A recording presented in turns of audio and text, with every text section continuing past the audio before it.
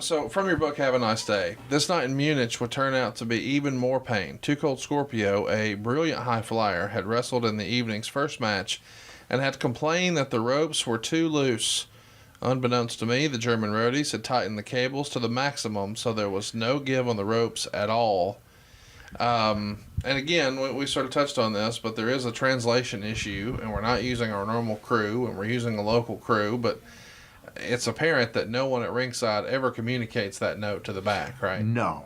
And I only knew that Too Cold wanted them tightened up because you could see on the video that they were tightened up, and that he told me. I think there's an argument can be made that I should have tested the ropes, but I'm specifically not wanting to tip my hat that I have a spot. Of course. And now, whether or not people would have deduced that by me hitting the ropes, but I specifically don't do it because I don't want to tip my hat. But unbeknownst to me, the ropes are tighter, cables are tighter than I think they are going to be.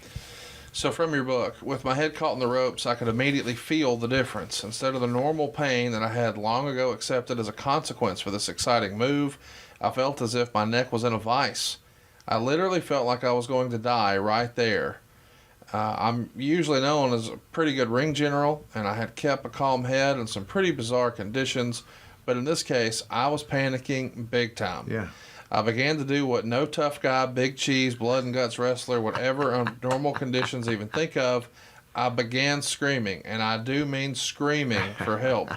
Vader later took the credit for getting me out, thereby saving my life, but video evidence showed that the big SOB with his back to me was yelling at the crowd, doing his whole "who's the man" gorilla grunting routine.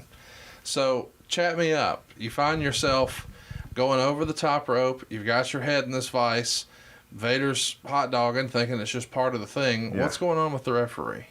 Does the referee recognize you're in trouble? Referee, this is the surreal situation we were in. Referee does not speak English because Nick Patrick had been sent home, and I think Pee Wee had been sent home. One due to a death in the family, one due to a knee injury. I can't remember which one was which.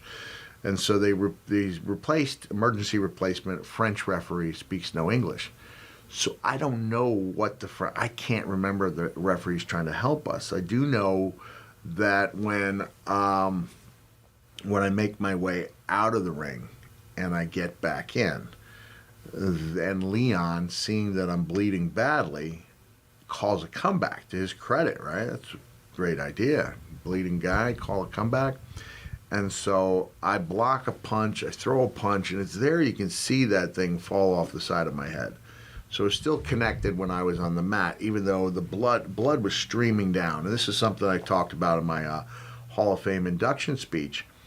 I said, well, I didn't say this part, but I knew from history, as we talked about a little while ago, Doesn't bleed a lot. Doesn't bleed. So now when this thing is just pitter-pattering on the blue mats, and now my brain goes to that place where I start thinking about how similar Ricky the Dragon Steamboat's entrance music sounds to Listen to the Rhythm of the Falling Rain, because there's that pitter-patter, and one goes, listen to the rhythm of the falling rain, and the other one goes, loves his wife and kids and does the best he can, Ricky Steamboat, which I will argue is the most badass entrance music. With all due respect to The Undertaker, brother, loves his wife and kids. That's what I'm thinking on the ring apron. I roll back in. Leon calls the comeback. Boom, I throw the punch. Off it goes. So now the French referee picks it up. Doesn't know how. I guess he could have showed it to us, but we kept wrestling. I'd love to say we wrestled for another 5 or 6 minutes. It was really like another 80 seconds, which is still commendable. Yeah. And by the time the match ends, the referee's already given it to Gary Michael Capetta, the ring announcer. Gary can be seen, and this is where I don't know if he's actually sprinting with it at arm's length. He's definitely moving quickly. And he hands that ear, he hands it to the Nature Boy. He says, I have Mick Foley's ear. I have Cactus Jack's ear. What should I do with it?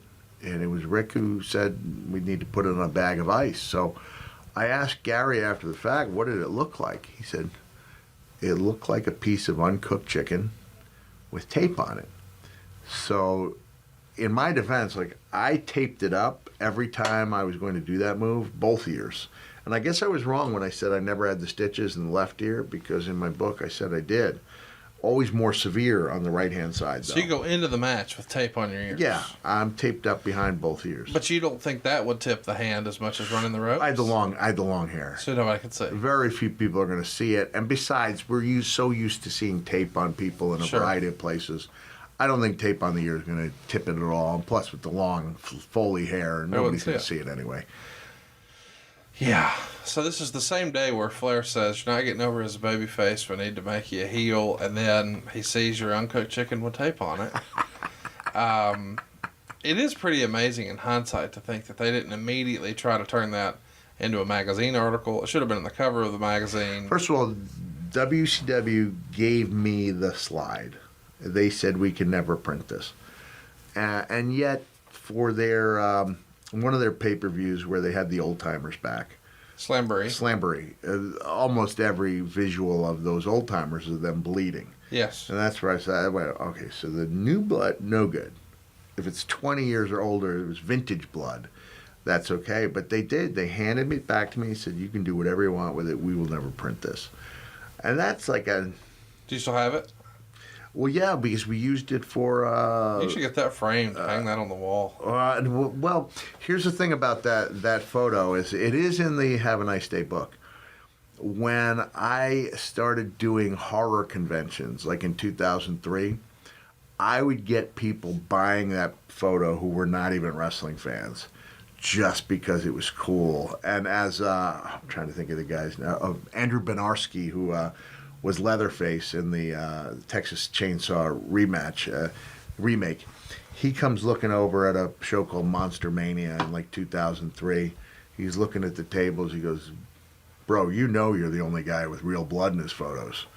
And I went, "Yeah, I guess I am." How about that? Yeah, I guess I am. It's a cool little footnote. Yeah, it's a cool little footnote. But it was just an exercise in frustration, the whole thing, from having my, I'm getting my hopes up that they'll utilize the German I've been working on, and that doesn't happen. Then I'm told that the babyface run that I believe is going well, no matter what that rating said. Because, I used to submit things to WCW showing a tail of ratings, because, a pattern is much better than a blip. Yes.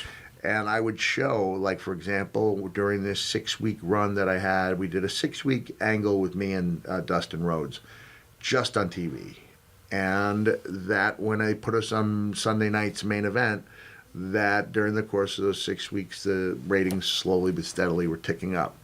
And I thought that was about as intricate as any of their talent was going to get in pitching why they should...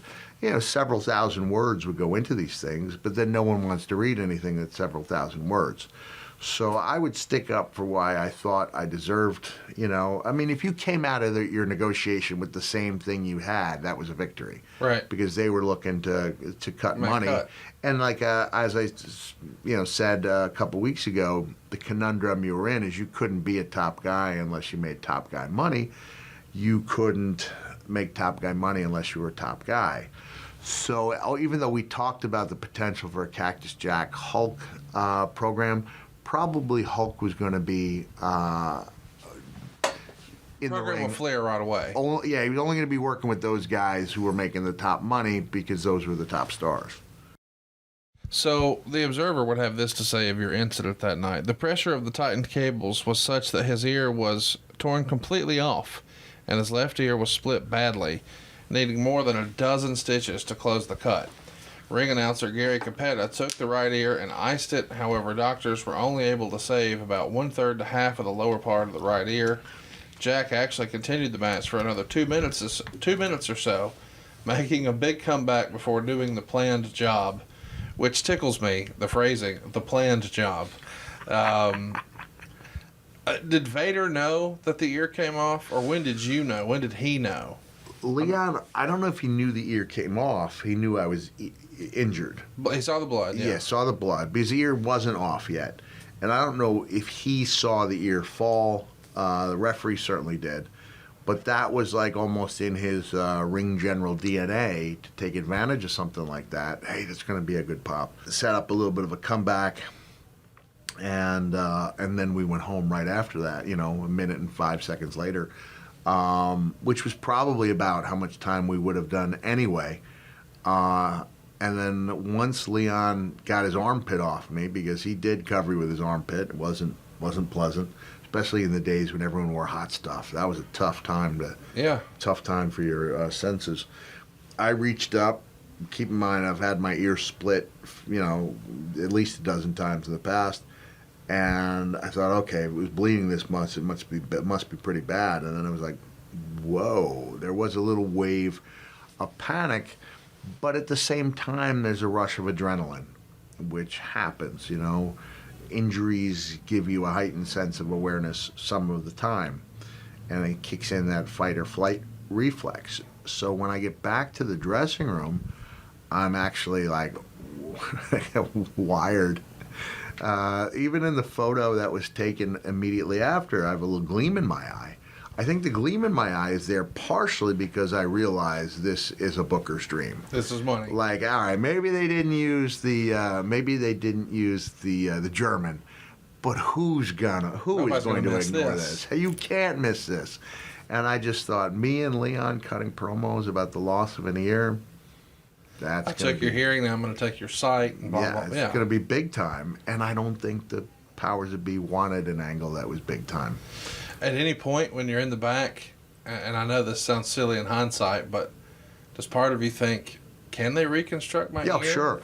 Yeah, I was thinking it could be done because in the news at that time was that John Wayne Bobbitt fellow. Oh, yeah. Who had a different body part sewn back on. What I didn't realize is that... Think Vader took that one off, too? Or maybe not. No. There was one time Ron Simmons came darn close to having something like that with the ropes. There was a move in the ropes. I was right there, WCW. I don't think Ron minds me talking about this unique injury. And then when he takes his supporter off, it's like this it's like this huge slice going around the circumference. And Ron was, I don't want to, I want to avoid sounding like I'm imitating Ron, because no one's Ron except Ron, but his big concern was, how am I going to explain this to my wife? Yeah. Yeah, there's no way to explain that and it sounds plausible. So he suffered a severe penile injury, and the only thing he was worried about was how do you explain the unexplainable, whereas I suffer this severe injury, and I was kind of on I thought they could reconnect it. B, there's part of me that's proud of having finished that match. And C, how in the world are they going to deny this money-making device? I didn't know until 2013, after my Hall of Fame induction speech. I'm glad I went first, because if I'd gone in the middle or at the end, I would have looked out and my family would have been gone, because my son Mickey is on the spectrum. He can't handle crowds that long. So I was very thankful to go on first. I was able to enjoy the rest of the show. And I did not know that Booker and his brother Stevie Ray were on their first tour with WCW. And he said, I walk in and I said, I think I just lost my fucking ear. Bang, bang. And so when I heard that, I was like, well, first of all, that is an appropriate place to drop your rare F-bomb, yes, right? Yes. And the thing about the bang bang is like, man, I had the commitment, even when injured, to get that catchphrase in front of the boys. And not only I get it in front of the boys, but later on, 2005. So we're talking in 2000. We're talking 11 years later, 2005. I'm dying to get Adam West to sign a photo. But I've heard that he won't sign things that Burt Ward, Robin, has signed. They're separated, not just different tables, but there's like a wall in between them. And but I saw people coming. I thought, when's the next chance? This guy was super over with my with me and my brother, with my older kids, now my younger kids. I'm going to give it a try. And I brought up the book. Somebody had the book, so I could show him that in 1990. Let me get my 90s right. In 96, that my kids went trick-or-treating, and not with the current black Batman, but the blue and gray, the way it was meant to be. Adam West, damn it. And that's what I wanted to show him. And when I walk up there, his manager goes, "Whoa, Way, you sold quite a few of these, didn't you?" I said, "Yeah, it did do well." And now Adam West grabs the book, not paying attention to the part that I had, earmarked with him in it, and he goes, "I think I lost my fucking ear." Bang, bang. And then he looks at me and goes, "You've got a very unique writing style. You capture the listener right away."